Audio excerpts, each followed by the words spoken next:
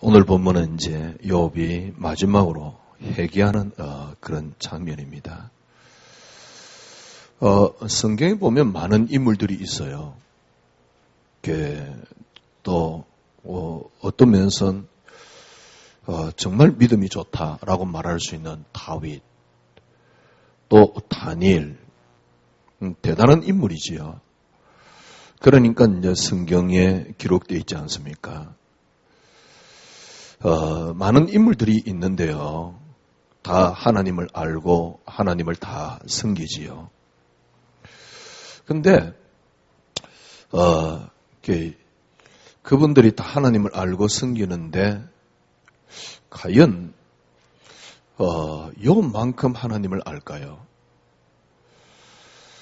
욥기는 사실은 욥기, 그 다음에 그 뒤에 이제 시편, 잠언, 전도서, 아가서 이런 것들을 이렇게 한꺼번에 묶어서 뭐라 그럽니까? 시적으로 표현한 그 책들이라고 표현을 쓰지요.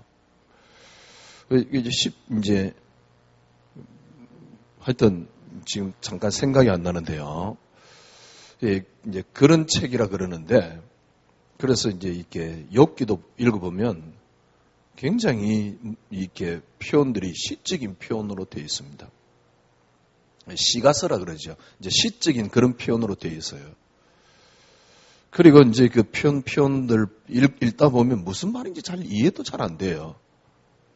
뭘 말하려고 하는지 워낙 시적으로 이렇게 표현을 해놓으니까.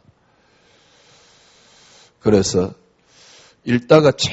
성경 읽다가 제일 졸리운 부분이 레위기하고 욥기입니다.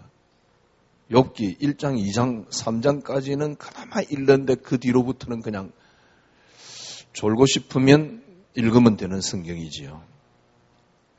그러니까 무슨 말인지 잘 몰라요. 근데 분명한 거는요, 욥하고 욥의 세 친구가 논쟁하는 이야기인데 그 사람들이 이야기를 들어보면 굉장히 하나님을 잘 알아요. 어떤 면에서는 하나님을 이 정도 아는 사람이 구약 성경에 있을까 할 만큼, 예를 들면 시편 보면 다윗도 하나님을 꽤 알잖아요. 버금갈 만큼 하나님을 잘 알고 있는 사람이 욥 혹은 욥의 세 친구입니다. 그래서 하나님이 이렇지 않냐, 그래서 이렇게 해야 된다, 그런 이야기지요. 그래서 정말 하나님을 잘 아는 것 같아요. 근데 욥의 결론이 뭐냐? 욥은 하나님을 모른다는 사실입니다. 하나님을 제가 보기에는 구약 성경에 정말 하나님을 잘 알고 있는 욥 아니냐? 왜? 일단 그 고백만 봐도 구약 성경에 욥을 버금할 만한 인물은 별로 없습니다. 그 고백만 봐도. 그만큼 하나님을 잘 알아요. 그런데 욥은 하나님을 잘 모른다는 사실입니다. 어떤 유명한 설교가 목사님이 하나님에 대해서 이야기합니다. 하나님을 잘 아는 것 같아요. 그러나 하나님 모릅니다. 보니까 어떤 목사님 하나님에 대해서 이야기를 합니다. 하나님 계획이 어떻고. 글쎄요, 정말 하나님을 압니까? 정말 하나님을 아십니까? 우리는 전도를 해야 되고 세계를, 맞습니다. 물론 하나님의 소원이, 하나님의 계획이 전도요, 그렇지만은 과연 하나님을 아십니까? 제가 보기엔요, 지금 문제는 뭐냐니까 우리가 하나님을 모르는 데서 오는 문제입니다. 아니, 그러면 하나님을 알 수 있습니까? 이제 더 큰 문제는 하나님을 알 수 없다는 사실입니다. 하나님을 알면 되는데 하나님을 알 수 없습니다. 생각을 해보십시오. 그래서 저는 인간이 갖고 있는 모든 걸 동원해도 절대 하나님을 알 수 없다. 그냥이 아니고 절대 하나님을 알 수 없습니다.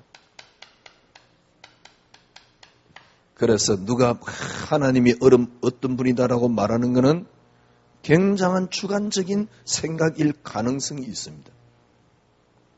어떤 분이 하나님 계획이다라고 말하는 것은 그 사람이 갖고 있는 굉장한 주관적인 하나님이요, 또 그 사람이 갖고 있는 사상이나 또 아니면 철학이나 자라는 배경을 가지고 본 하나님.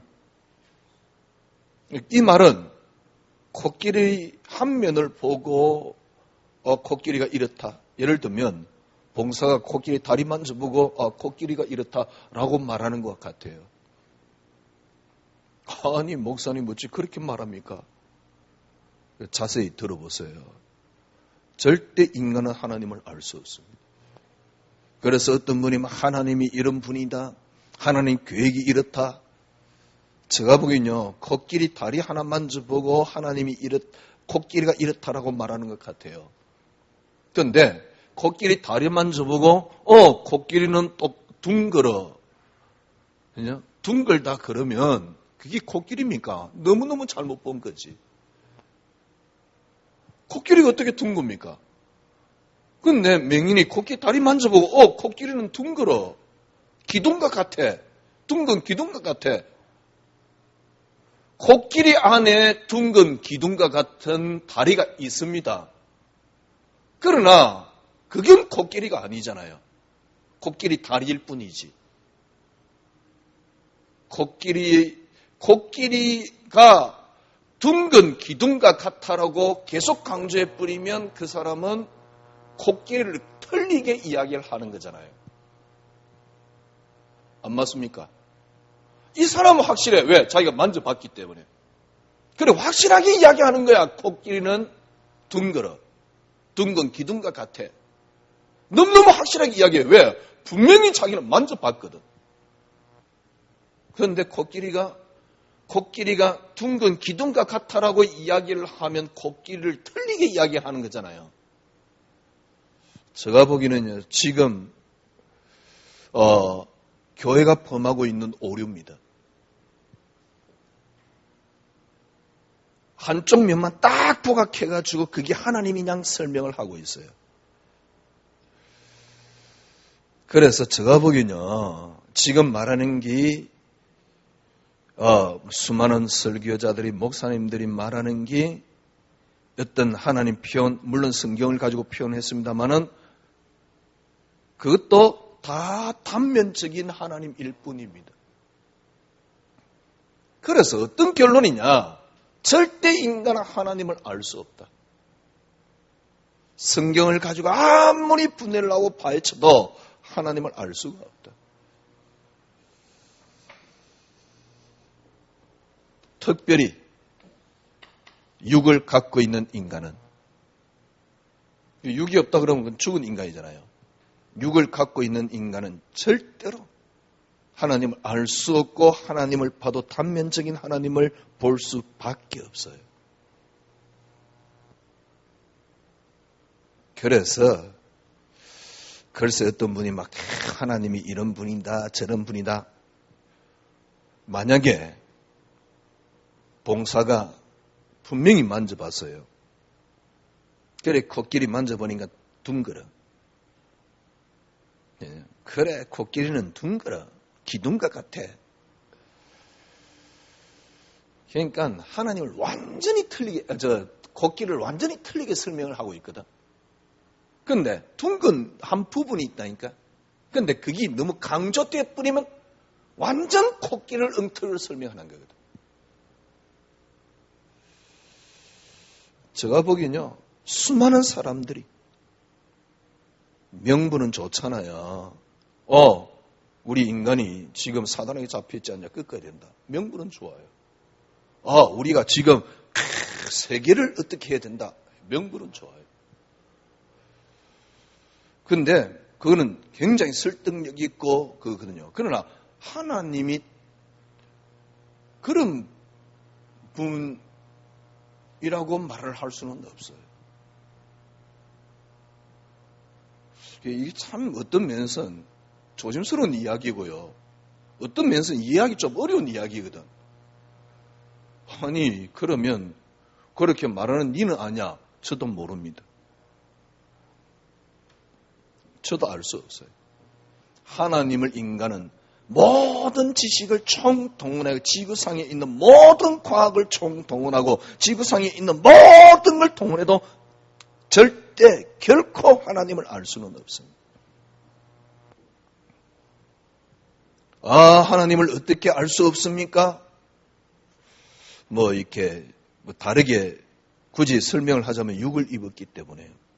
아니, 목사님, 하나님을 계시한 성경에 있지 않아요. 예, 맞습니다. 그거는 자유주의자들이 말한 구원에 관한 부분입니다.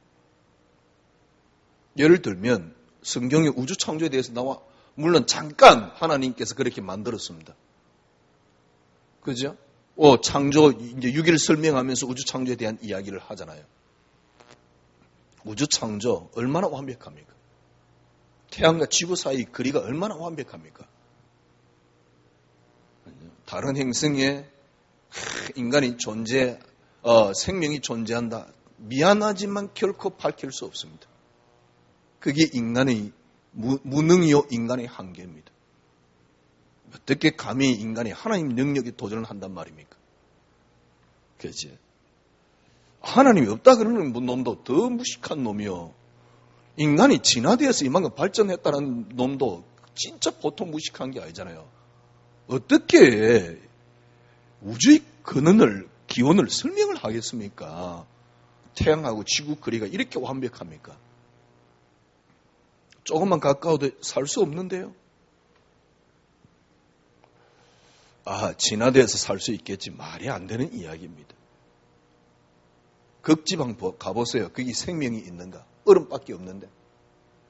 거기에 뭔 생명이 있습니까? 물론 그 밑에 깊이 들어가면 박테리아도 있을 거고 생명이 있겠지만은 무슨 말입니까? 그런 어마어마한 만든 창조의 하나님을 우리 인간은 알 수 없습니다. 더욱이 알 수 없는 건 육을 입었기 때문에. 그래서 인간은 모든 걸 동원해도 하나님을 결코 알 수 없어요. 그래서 인간은 하나님을 알 수 없습니다. 보세요. 결코 인간은 하나님을 알 수 없습니다. 수많은 사람들이 하나님을 알려고 신께 도전을 했고 신을 찾아서 방황을 했습니다. 제가 말씀드렸잖아요. 정말 제대로 된 철학자다. 그러면 철학을 하면 할수록 한 가지를 인정할 수밖에 없어요. 신이 존재한다는 사실. 그게 인정이 안 된다. 그 인간은 철학을 한 사람이 아닙니다. 정말 과학자다. 반드시 인정할 수밖에 없어요. 무릎 꿇을 수밖에 없어요. 신이 존재한다는 사실. 왜? 만약에 그게 인정이 안 된다. 그건 과학자 아닙니다. 왜냐하니까 과학을 보면 볼수록 철학을 보면 볼수록 의학을 보면 볼수록 절대자가 존재하고 신이 존재한다는 사실. 그런데 문제는 뭐냐? 이 신을 하나님을 알 수 없다는 사실입니다. 어떻게 해요? 영원히 알 수 없습니다. 절대 하나님을 알 수가 없어요. 하나님을 알 수 있는 길을 열어놨다니까. 이걸 통과하지 않으면 절대 하나님을 알 수 없어요. 하나님을 알 수 있는 길이 정말 이게 비밀입니다. 비밀 중에 비밀입니다. 하나님을 알 수 있는 길이 그리스도인데 여기서 일단 첫 번째 말하고 싶은 게 뭐냐? 그리스도를 말하면서 그리스도를 모른다는 사실. 그리스도를 말하면서 하나님을 처음부터 이상하게 만들어 놨다는 사실입니다. 하나님을 알 수 없는데 더 큰 문제는 교회가 하나님을 엉터리로 말하고 있다는 사실. 하나님을 엉터리로. 그러니까 봉사가 코끼리 다리 만져본 것과 똑같아요. 봉사가 코끼리 코 만져봤어요. 코끼리는 길쭉하네. 그래서 그 사람은 분명히 자기가 만져봤기 때문에 확신 있게 어떻게 이야기했습니까? 어떻게 이야기하겠어요? 코끼리는 길쭉해. 코끼리가 길쭉합니까? 아니잖아요. 전부 다 그런 식이에요. 하나님을 알 수 없습니다. 하나님을 알 수 있는 길이 있습니다. 그리스도. 근데 그리스도를 말하고 그리스도를 알고 그리스도를 말하면서 전부 다 이상한 하나님으로 만들어놨어요. 다르게 표현해 볼까요? 내가 잘되기 위한 귀신같 수준을 하나님을 만들어놨어요. 철저하게 지금 거기 빠져 있습니다. 목사가 잘되기 위한 귀신같은 하나님. 그리고 아니면은 인간의 저주를 퍼붓는, 그래서 저주가 어떻다 맨날 따져요. 그래서 믿으면 저주가 믿으면 축복이고 얼마나 축복을 받는지 모르겠는데 안 믿으면 저주요. 3, 4대가 망하고 하여튼간에 네가 신앙생활을 기도를 열심히 안 했기 때문에 뭡니까 흑암이 들어닥치고 계속 귀신을 조명하는 겁니다. 쉽게 말하면 무슨 말이냐? 악한 신과 같은 악신을 만들어 놓습니다. 하나님을. 심지어는요, 뭐라 그러냐니까, 그리스도 이야기까지 해가면서 그럽니다. 그리스도 강조해가면서 하나님을 귀신 같은 하나님, 악신 같은 하나님으로 만들어 놨다니까. 하나님을 알 수 없는데, 하나님 알 수 있는 길이 그리스도인데, 그 교회가 하나님을 엉터리로, 왜? 그리스도를 제대로 모르니까. 그래서 내가 잘되기 위한 수단, 귀신 같은 하나님이에요. 조금만 실수하면 뭡니까? 그래서 늘 두려움에 빠져 있잖아요. 네가 기도 열심히 안 했더만 흑암이 들어닥치고 악신과 같은 그런 하나님. 그러니까 하나님을 너무너무 이상하게. 하나님이 악신과 같은 예를 들면 주님이 누구냐? 엘리야라고 합니다. 엘리야 같은 요소가 예수님께 없느냐? 아닙니다. 있습니다. 그러나 엘리야는 아닙니다. 엘리야 같은 모습이 예수님의 모습은 아닙니다. 하나님이 이런 부분이 있다니까. 그런데 하나님이 그런 하나님이 아니라니까. 아니 코끼리가 둥글고 기둥 같은 부분이 없느냐? 있잖아요. 그러나 그게 코끼리는 아니거든. 그러니까요. 문제는 뭐냐? 교회가 지금 교인들이 현장에 다 무너져 있어요. 그래서요. 저는 저 모습을 보면서 어느 날 일반 성도들, 다른 타 종교보다 기독교인들이 못하다는 사실. 제가 보니 절대 못합니다. 하나님을 이상하게 만들어 나가지고. 절대 못합니다.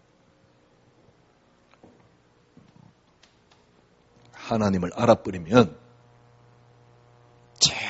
정말 하나님 알 수 있는 길이 그리스도인데 그리스도를 제대로 알아버리면 여러분이 그때 하나님의 위대함 앞에 여러분이 서게 됩니다. 그때부터 신앙생활이 돼요. 그래서 하나님을 정말 알아버리면 그리스도의 풍부함 속에 여러분이 서게 됩니다. 이때 여러분이 깨닫게 되는 게 있어요. 정말 그리스도가 진리가 맞다는 사실. 진리 중 진리가 아닙니다. 이 땅엔 진리 없습니다. 그리스도만이 진리입니다. 모든 철학, 모든 사상, 모든 이념을 아울릴 수 있는 유일한 진리가 그리스도라는 사실. 어떤 철학자가 말한 괜찮은 표현들이 있습니다. 그러나 모든 이념 사상을 아울릴 수 있는 건 아닙니다. 그리스도 속에만 있습니다. 어느 정도 있느냐? 네 원수를 네 몸같이 사랑할 수 있는 진리가 있어요. 그러니까 이게 기가 찬 겁니다.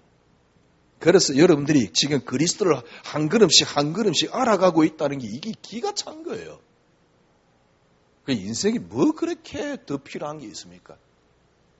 뭐 그렇게 쳐드실 게 있겠어요? 뭐 그렇게 엔조이 할 게 있겠어요?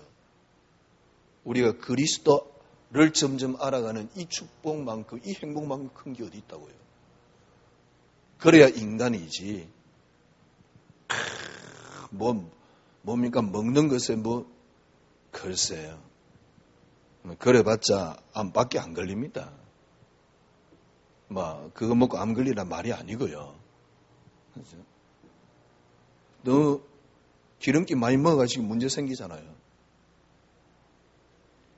괜히 이상한 이야기를 했는데 정말 그리스도 진리 맞습니다. 그때 여러분이 참으로 안식할 수 있는 뭐가 있습니까? 그 안에 생명이 있어요. 그리고 모든 걸 갈 수 있는, 알 수 있는, 누릴 수 있는 길이 있다니까. 이게 안 되면 신앙생활 아닙니다. 교회 가서 앉아있어야 편안한 게 그게 무슨 신앙생활입니까? 그러니까 불교인보다 못한 거예요. 교회 안 갔으니까 찝찝하고 또 이런 말 하면 와 이제 교회 안 가도 되겠구나. 걔 무슨 초등학교 애도 아니고 그러니까 정말 복음 모르면 인간들 매력 없어요. 복음 알아도 매력이 있을까 말까 하는데 복음마저도 모른다 그러면 오늘 여러분 정말 승리하시기를 바랍니다. 인간은 결코 하나님을 알 수 없어요. 욥 보세요. 욥 그 다음에 세 친구 보세요. 야 얼마나 세상 말로 이빨이 센지.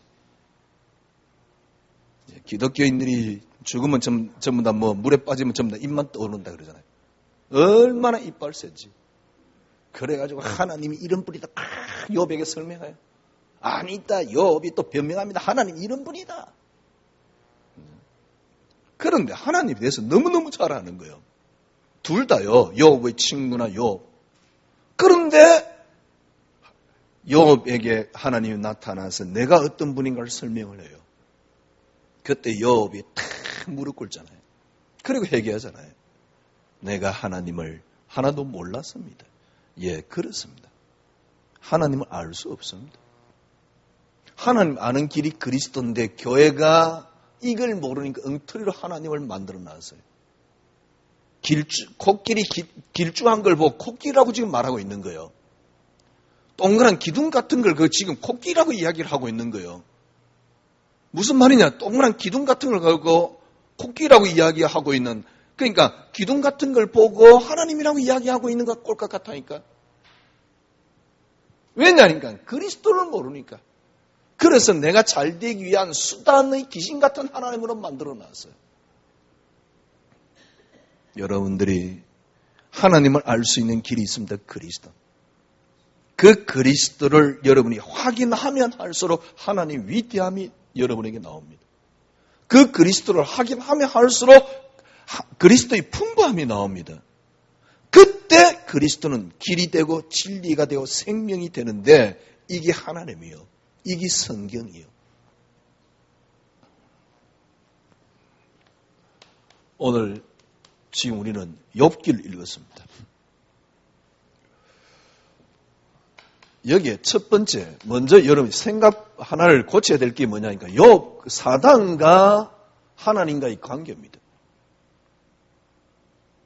창세기 3장에 사단은 유혹을 받고 우리 인간이 무너진 것은 분명한 사실이에요. 근데 그래서 그때 뭡니까? 그 사단을 꺾는 것이 그리스도다. 그럼 사단 어떤 부분을 꺾는 걸 그리스도라고 이야기를 합니까? 그 사단을 꺾는 그리스도. 아니 신약 성경에 보니까 뱀과 전갈을 밟으면 모든 원수의 능력을 제할 건설을 너에게 주었다 그랬잖아요. 그래서 그 이름으로 꺾어야 된다. 예, 맞습니다. 분명히 뱀과 전갈을 밟으면 사단을 상징하죠. 모든 원수의 능력을 제할 건설을. 그러니까 코끼리 다리를 탁 만져보면요. 이 코끼리다 확신이 나는 거예요. 그래서 거기에 딱 맞도록 코끼리를 계속 설명하는 거죠. 똑같은 겁니다. 자기에 맞도록 아니면 자기 갖고 있는 사상에 맞도록 아니면 자기 갖고 있는 신학에 맞도록 하나님을 계속 설명하는 꼴이라니까. 그냥 누구나 다 그렇게 설명합니다. 왜? 뱀과 청가를 밟은 모든 원수의 능력을, 그러면 거기에 사단을 끊는다고 했습니까? 아니면 원수의 능력을 끊는다고 했습니까? 능력이잖아요. 진짜 그리스도 알면, 그러면 구약 성경에 예를 들어서 욥하고 아니 요셉하고 다윗은 사단을 어떻게 꺾었습니까? 그 능력을 어떻게 꺾었습니까? 능력이 문제 안 되니까 꺾이잖아요. 그러면 그렇게 볼 수 있는 거잖아요. 뱀과 청가를 밟은 모든 원수의 능력을 제어할 권세를 주었노니. 어떻게 보느냐에 따라서 완전히 달라진다니까. 그런데 분명한 거 한 가지, 사단을 드러내면 절대 사단을 못 이겨요.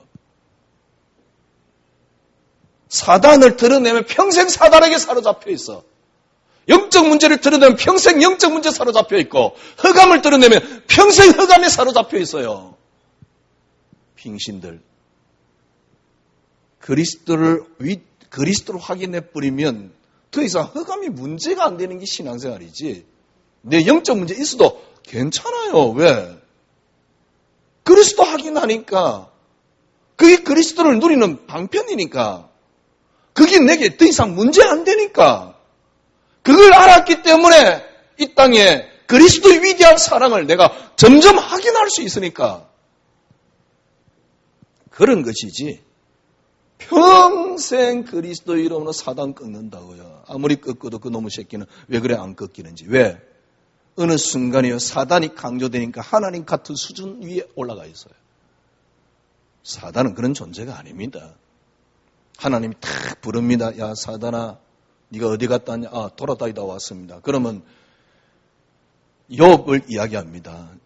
뭐라고 이야기를 하냐니까 하나님이 욥을 욥기 1장에 보면 뭐라고 이야기를 하느냐니까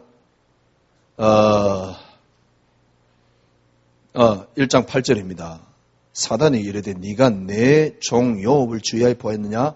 그와 같이 온전하고 정직하여 하나님을 경외하며 악에 떠난 자가 세상에 없느니라. 그러니까 하나님 보시기에 경건하고 악에 떠난 유일한 한 인간이 있어요. 그게 욥입니다. 이 사단이 나갔다가 들어오니까 야, 욥 봤냐?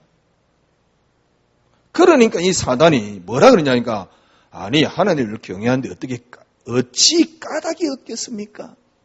무슨 말이냐? 하나님 축복 줬기 때문에 하나님 경외하는 거 아닙니까? 참 재밌는 거예요. 교회는요, 하나님 믿으면 축복 온대요. 얼마나 모순됩니까? 사단은 뭐래? 하나님 축복 줬으니까 하나님 믿는 거 아닙니까? 그래. 절대 욥은 건드리지 말고 그래 한번 건드려봐라. 네가 알아서 해봐라. 그래서 하나님이 욥에게 준 모든 축복을 사단이 다 뺏어가잖아요. 10명의 자녀가 다 죽어요. 전 재산이 다 날아가요. 그것도 일순간에. 그래도 흔들리지 않거든. 또 이제 사단이 나갔다 들어온단 말이요. 그래서 또 하나님 똑같이 이야기합니다. 내 종 욥을 봤느냐? 뭐라고 이야기를 하면서 욥을 봤느냐 이야기를 합니까? 똑같은 이야기를 해요. 그죠? 하여튼 간에,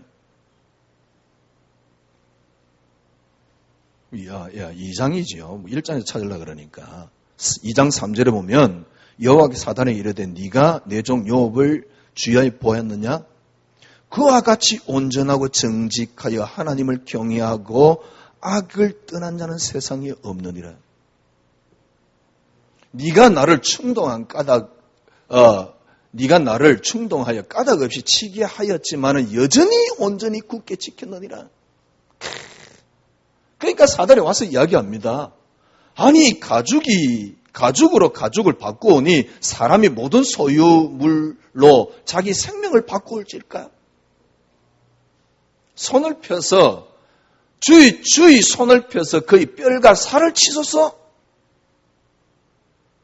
아니 사단이 뭐라 그러냐니까 하나님이 주의 손을 펴가지고 살과 뼈를 치소서. 그러니 쉽게 말하면 지금 사단은 욥을 어렵게 하는 게 사단도 아니에요. 누가 합니까? 하나님께서.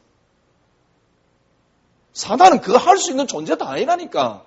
어떻게 생사화복이 사단에게 달려있습니까? 하나님께 달려있는 거지. 그런데 사단이 그 일을 수종될 뿐입니다. 이번에는 욥의 몸을 쳤는데요. 온몸에 종기가 나가지고, 옛날엔 종기 나면 그 안과 같은 겁니다. 온몸에 종기가 나가지고, 뭡니까? 옛날 성경 기아장이라 그랬는데, 이번 성경은 질그릇 조각으로 몸을 끌고 앉아 있는 거예요. 어디에서? 정수리에서부터 발끝까지. 그런데 욥은 흔들리지 않잖아요. 사단 꺾는 존재가 그리스도 맞습니다만은 문제는 그게 아닙니다. 자, 보세요. 이 욥기 내용이지요. 욥기 1장과 2장. 욥이 하나님을 잘 아는 건 아닙니다. 근데 제가 보기엔 인간 가운데 이런 고백할 수 있는 인간은 별로 없습니다. 인간 가운데 이런 고백을 할 수 있는 인간은 별로 없습니다. 전체 다 쉽게 말하면 전 재산이 다 날아가고 자녀가 한꺼번에 다 죽었어요. 그때 욥이 고백하는 거 보세요. 21절, 1장 21절. 내가 모태에서 알몸으로 나와 싸운 적 또한 알몸으로 그리로 돌아갈지라 주신 이도 여호와시요 거두신 이도 여호와시오니 여호와의 이름이 찬송을 받으실지니라. 그러니까 이게 막 열받아서 하는 소리가 아닙니다. 진정한 고백이에요. 이번에는 온몸이 악창 들었어요. 두 번째 이제 사단이 건드린 거죠. 그것도 하나님이 하신 거죠. 2장 9절 보세요. 마누라가 뭐라 그럽니까? 그의 아내가 그에게 이르되 당신이 그래도 자기의 온전함을 굳게 지키느냐? 이게 사단이 노리는 거거든. 멈추면 절대로 그러지 않을 겁니다. 그런데 욥은 안 흔들려요. 마누라하고 사단하고 같은 수준이지요. 아니, 당신이 지금 그런데도 당신의 온전함을 굳게 지키겠느냐? 그러면서 뭐랍니까? 하나님 욕하고 죽으라.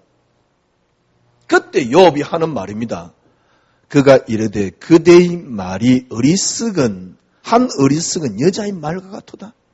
우리가 하나님께 복을 받았은즉 화도 이전 성경 축복을 받았은즉 재앙도 받지 아니하겠느냐. 그 모든 일에 욥이 입술로 범죄하지 아니하니라. 인간이 제가 보기에는 인간으로서 이런 고백할 수 있는 인간은 없습니다. 완벽해요. 근데 보세요. 이게 이제 우리 인간이 62번 인간입니다. 3장의 욥은 자기 생일을 조져요. 차라리 안 태어났으면. 어머니 이렇게 뱃속에 있을 때 뭡니까? 태아에서 죽었더라면 좋았을 거예요. 그런 표현을 써요. 차라리 안 태어났으면. 안 태어난 그걸 갖다가 또 시적으로 얼마나 이렇게 자세히 어머니 태 속에서 죽었으면 좋았을 걸, 처음부터 안 만들어졌으면 좋았을 걸, 막 이런 이야기예요. 아니, 이런 음악은 고백을 해놓고 자기 생일을 또 저주한다니까. 저주하는 게 아니고 생일을 한탄한다니까. 태어난 걸. 이게 육을 입은 우리 인간입니다. 자, 4장부터 이제 37장까지가 욥과 세 친구의 논쟁입니다. 쉽게 말하면 이제 욥의 세 친구는 무슨 이야기를 하느냐? 네가 그렇게 저주를 받은 것 보니까 죄를 지었다 하나님 앞에 회개하라 이 말이에요. 욥은 하나님을 알고 있는 욥은 내가 죄 안 지었다. 물론 그런 부분도 있지만은 하나님은 그런 분 아니다. 좀 죄 지었다고 해서 재앙 내리고 저주 퍼붓는 그런 하나님이 아니다. 이런 표현이 쉽게 말하면. 하나의 예를 들면요. 엘리파스가 이야기합니다. 4장 7절에 보면 죄 없이 망한 자가 누구인가? 경건한 자의 끊어짐이 어디 있는가? 야, 죄 없이 망하는 거 봤냐? 경건한 자가 끊어지는 거 봤냐? 이 말이요. 엘리파스가 와서 그 다음에 빌닷이라는 사람은 8장 3절에 뭐라냐? 그러니까 하나님이 어찌 정의를 굳게 하시겠느냐? 전능하신 이가 공의를 굳게 하시겠냐? 쉽게 말하면 하나님의 공의는 우리가 뭡니까? 선을 행하면 은혜를 베풀고 악을 행하면 저주를 퍼붓는 걸 하나님 공의로 생각하고 있는 겁니다. 그래서 하나님 공의를 굳게 하겠느냐? 그러면서 8장 4절에 네 자녀들이 주께 죄를 지었으므로 주께서 그들을 그 죄에 버려 두셨으니 5절 6절에 보니까 네가 하나님께 간구하여 찾으라. 너를 돌보시고 하나님께서 너를 인도해 주실 것이다. 그러면서 한 말이 네 시작은 지금 미약하지만 네 나중은 창대할 것이다. 참 기독교인들이 얼마나 복을 좋아하면 이것 가지고 온 정신을 다 붙여놓잖아요. 식당에 가면. 진짜 교회가 하나님을 너무 잘못 가르쳤어요. 정말 화가 납니다. 소발이라는 친구가 한마디로 설명을 하면 11장 14절에 보면 내 손에 제약이 있거든 멀리 버리라. 불이간 네 장막에 잊지 못하게 해라. 지금 소발이라는 친구가 하는 이야기입니다. 그때 욥이 어떤 고백을 하느냐? 내가 이 몸 안에서 하나님 비옵는 게 아니다. 몸 밖에서 하나님 비옵니다. 그리고 하나님께는 이런 일들이 많이 있다. 그러면서 23장에는 기가 찬 이야기를 합니다. 그가 나를 아시나니 하나님이 나를 연단한 후에 이전 성경 연단이라고 이번 성경은 단련이라는 단어를 썼더라고요. 연단한 후에 내가 정금같이 나올 것이다.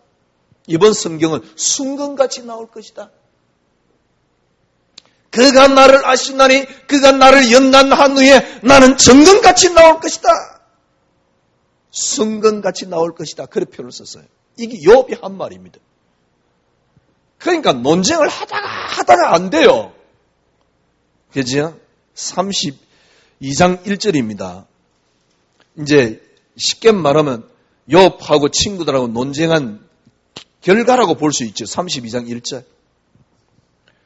32장 1절에 보니까 뭐라고 이야기하니까 욥이 자신을 의인으로 여김으로 그 세 사람이 말을 거치니 네 해결하라 그러니까 나는 괜찮다. 아니다. 하나님은 그런 분 아니다. 이런 표현이에요.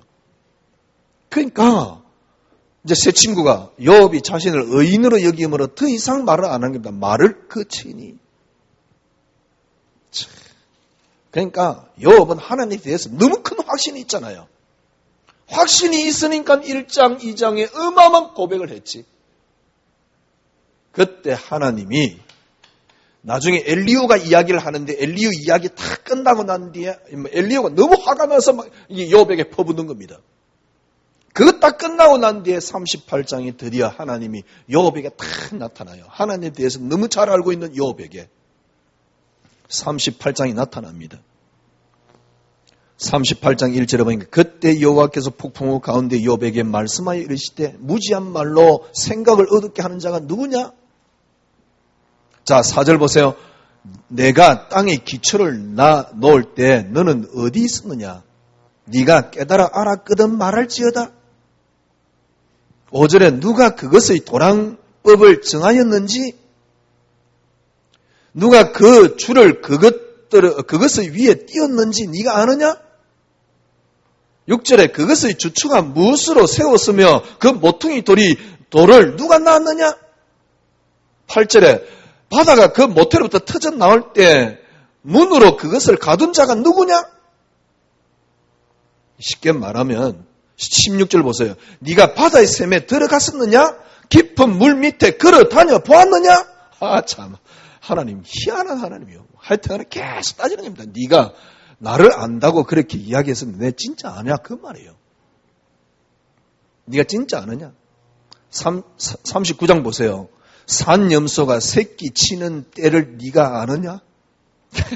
산염소가 새끼 치는 때를 어떻게 압니까? 하나님 안다 그 말이잖아요. 안사슴이 새끼 낳는 것을 네가 본 적이 있느냐?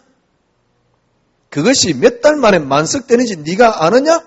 그 낳은 때를 아느냐? 하나님 막 계속 이야기하는 겁니다. 하나님이 쭉 당신이 어떤 분인 걸 쭉 설명을 해요. 그러니까 하늘의 비밀까지 쭉 설명하면서 꽤 길게 설명합니다. 38장에서 41장까지. 오늘 우리가 읽은 본문입니다. 그걸 딱 들은 욥이 한 말입니다. 하나님께 쭉 욥에게 이야기하고 이제 욥이 이야기할 차례잖아요.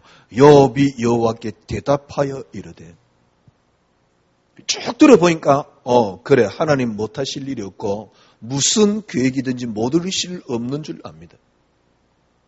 이런 어마어마한 하나님을 무지한 말로 이치를 가르치는 자가 누구니까? 자기 자신을 이야기하는 거죠. 무지한 말로 이치를 가리는 자가 누구니까? 내가 무지한 말로 하나님을 가렸습니다, 이 말이요. 나는 깨닫지도 못하는 일을 말하였고 스스로 할 수도 없고 헤아리기 어려운 일을 말하였나이다. 쉽게 말하면 욥의 친구들은, 야, 네 죄지었지 않냐? 지금 교회가 하는 이야기잖아요. 또 욥의 이야기는 우리가 그리스도 안에서 다 이제 끝났지 않냐? 욥이 하는 말입니다. 사실은 하나님이 욥 인정했어요. 그만큼 정직하고 죄 떠난 자가 없다. 그 욥이 뭐 죄를 지었겠어요? 그러니까 욥이 하나님 이런 말 일이 많이 있다. 내가 지금 이것 가지고 하나님 배우냐? 난 영원히 하나님 배우는 거 아니냐? 그게 뭐 문제되냐? 이 정도거든. 얼마나 대단한 인물입니까? 하나님 나를 정금같이 연단하신 후에, 하나님이 나를 단련하신 후에 내가 정금같이 나올 것이다. 뭐가 문제냐? 하나님 대해서 얼마나 잘 아는지. 그때 하나님이 이야기를 하는 겁니다. 욥이 뭐냐니까, 내가 이치를 가렸구나. 내가 알지 못하고 찌끄렸구나. 이 말이에요. 그래서 내가 하는 말을 전부 다 거두어드립니다. 그러면서 회개하는 장면이 42장 욥의 회개지요. 그리고 하나님께서 엘리바스나 이제 욥의 친구들에게 무슨 이야기를 하냐니까 이제 번제를 드릴 것을. 무슨 말입니까? 번제를 드린단 말은 무슨 말입니까? 회개하고 난 뒤에 욥의 친구를 불러놓고 뭐라냐니까 하나님께 번제를 드리라.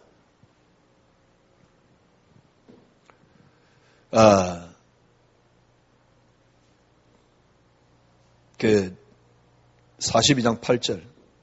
그런즉 너희는 수소 7과 순양 7을 가지고 내 종 욥에게 가서 너희를 위하여 번제를 드리라. 내 종 욥이 너희를 위하여 기도할 것인즉 내가 그를 기쁘게 받으리니 너희가 우매한 만큼 너희에게 갚지 아니하리라. 그러니까 욥의 친구도 우매한 말을 했잖아요. 그럼 그걸 해결한 비결이 뭐냐? 그리스도. 그에게 번제를 드리라. 욥과 똑같은 겁니다. 수준이요. 번제를 드리라. 이걸로 끝이 나는 겁니다. 욥기는. 무슨 말입니까? 결코 인간은 하나님을 알 수 없다는 사실. 하나님을 막 뭐랍니까? 막 이게 이런 분이다라고 떠듭니다. 네. 성경은 하나님에 대해서 설명을 한 겁니다. 그러나 하나님에 대한 설명이 아닙니다. 하나님이 우리 인간에게 주신 약속을 설명한 겁니다. 그 약속이 뭡니까? 그리스도입니다.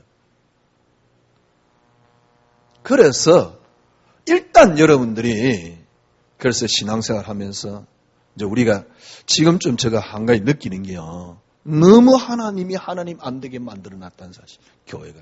최소한 하나님이 하나님 되시게 만들어야 돼요. 이게 뭐냐? 작정입니다. 신학교에서 공부해놓고도 엉뚱한 소리만 하죠. 하나님이 일어날 모든 일을 당신의 계획대로 작정을 하셨다. 당신의 계획대로 일어날 모든 일을 작정하셨다. 계획하셨다.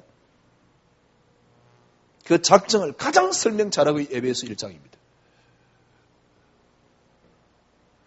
그 하나님이 작정하신 대로 이 땅을 하나님께서 움직이는 걸 보고 섭리라 그래요.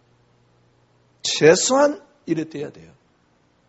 당신이 일어날 모든 일을 작정을 하시고 그 작정대로 움직이시는데 그래 놓고 하나님은 이 땅을 창조하셨다는 사실입니다.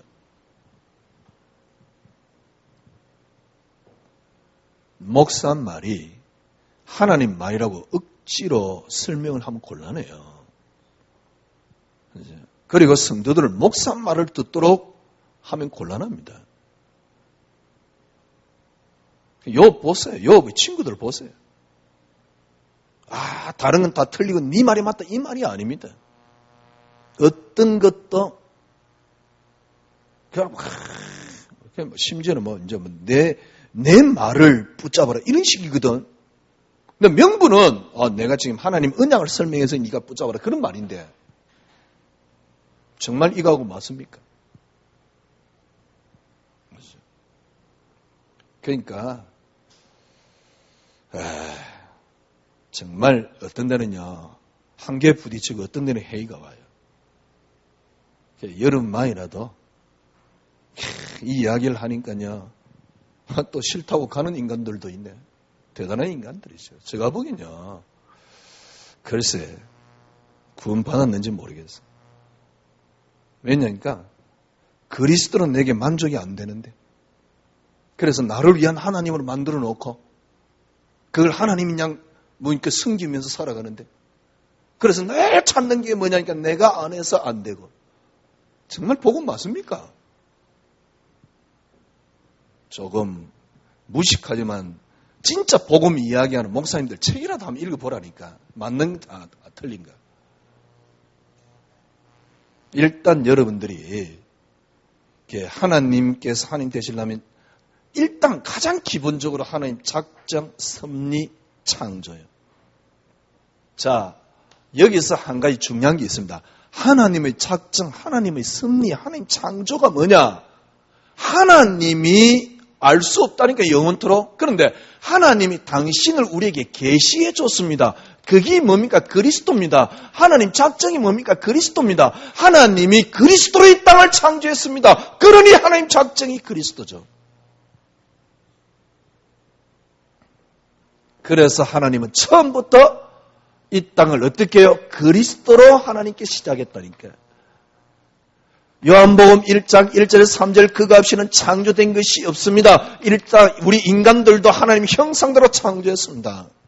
하나님의 형상은 그리스도입니다.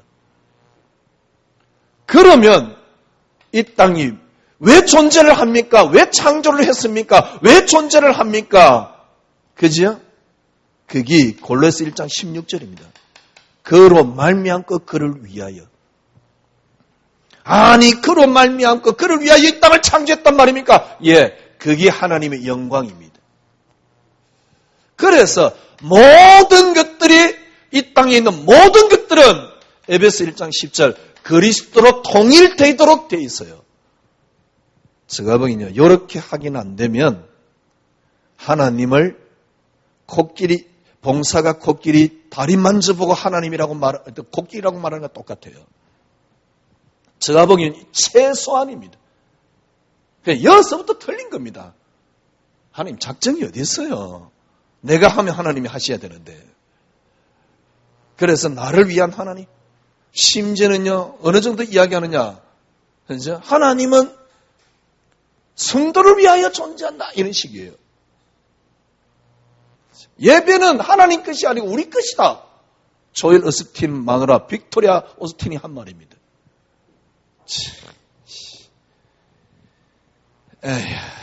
차라리 그죠? 참 안타까운 거죠. 여러분 그리스도로 시작됐습니다. 그리스도로. 그래서 간단합니다. 여러분 이 그리스도가 여러분에게 행복이 되어버리면 돼요. 이 그리스도가 여러분에게 축복이 되어버리면 돼요. 절대 하나님을 알 수 없습니다. 이 그리스도가 여러분의 행복이 되어버리면 하나님의 비밀이 그때부터. 욥이 착각을 합니다. 나는 의인, 하나님도 의인이라 그랬어요. 의가 없습니다. 의는 하나입니다. 창세기 3장 이후로 의는 하나입니다. 본래 이 땅의 의는 하나입니다. 그래서 창세기 3장이 생겼다라고 보면 돼요. 그래서 창세기 3장 이후로 의는 하나입니다. 의 자체가 이 땅에는 없습니다. 의는 그리스도입니다. 그 그리스도가 그때부터 우리 삶의 모든 부분의 기준이 되는 거예요. 이 그리스도가 그때부터 이 기준이 되기 때문에요. 그때부터 그리스도의 가치를 알게 됩니다. 어떤 것도 이 땅에 더 이상 가치가 없다는 사실. 그리스도의 가치를 알게 되면 여러분이 그때서 누리는 게 있습니다. 하나님의 평안함이 찾아와요. 다윗이 고백하잖아요. 아, 살든지 죽든지 내면 그리스도가 좋은 게 되기를 원한다. 3장에 뭐라 그럽니까? 내가 가지고 있는 모든 걸 배설물로 여기 해로 여긴다. 4장에 뭐라 그럽니까? 내게 능력 주신 자 안에서 나는 모든 것을 할 수 있다. 그리스도 안에 있으면 괜찮다. 그 말이에요. 아무 문제될 게 없어요. 이 그리스도가 정말 여러분에게 행복이 되어오세요. 절대 다른 행복은 없습니다. 그죠? 사랑 없습니다. 행복 없습니다. 인간들이 그래 원하는 축복 없습니다. 그리스도가 여러분 축복이 되어오세요. 그리스도, 그러니까 사랑. 그래서 얼마나 고귀한 단어입니까? 지구상에 어떤 면에서 가장 큰 단어가 고귀한 단어인데요. 그죠? 사랑. 여러분 스스로 한번 깊이 생각해 보세요. 그게 이기적인 거 아닙니까? 지금 하고 있는 여러분의 사랑이. 내가 내 남편을 사랑하는 게 사랑입니까?